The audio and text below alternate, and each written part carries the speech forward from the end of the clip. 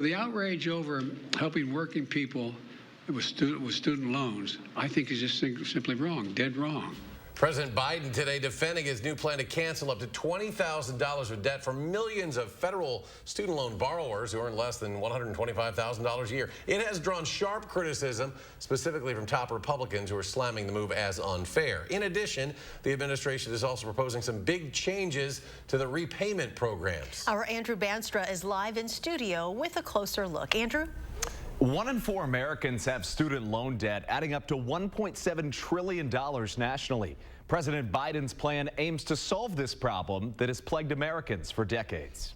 President Biden announced today that he's planning to forgive up to $20,000 in federal student loans for some borrowers. This is welcome news for the more than 785,000 Wisconsin residents that hold around $24.7 billion in student debt. For borrowers with household incomes of $250,000 or less, or individual borrowers with incomes of $125,000 or less, they will receive up to $10,000 of student loan relief. For those that have received Pell Grants, even more relief is on the way. And for borrowers who additionally received Pell Grants, so that typically would describe our borrowers who are at the lower end of the income scale when they're attending school, they would receive up to $20,000 of loan forgiveness. In 1980, Pell Grants covered 80% of college tuition. Since then, tuition has tripled while Pell Grants have remained stagnant. I think I got a Pell Grant for like a lovely $8,000 of a $40,000 a year kind of tuition.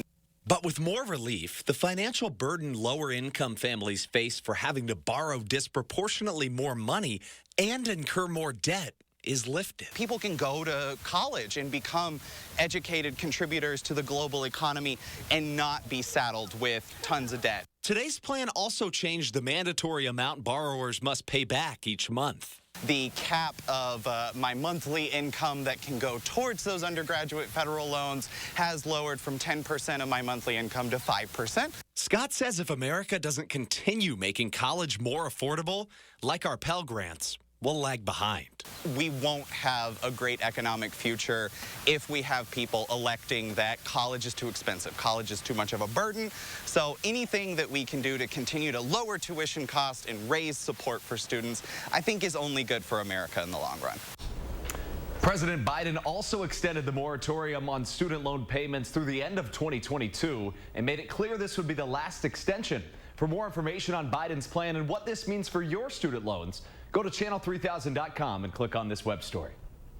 And if you were looking for more information online, be patient. The federal government's website, studentaid.gov, crashed this afternoon due to the high volume of visitors.